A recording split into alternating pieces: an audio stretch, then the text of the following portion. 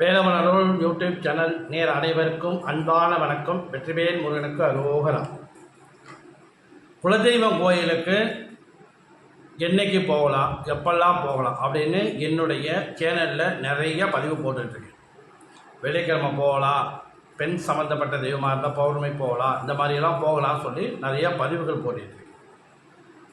குலதெய்வத்துக்கு நீங்கள் போகணும், இந்த மாதிரி நாட்களில் போகிறது ரொம்ப விசேஷம். இன்னொன்று என்னென்னு கேட்டிங்கன்னா, உங்களுடைய ஜென்ம நட்சத்திரம் வர்ற அன்னைக்கு அவங்களுடைய குடும்ப தலைவர் யாரோ அவங்களுடைய குலதெய்வக்கும் போகையில் உங்களுடைய ஜென்ம நட்சத்திரம் அன்னைக்கு அந்த ஆலயத்திலே வழிபடுவதில் நல்ல சிறப்பான பலனை கொடுக்கும்.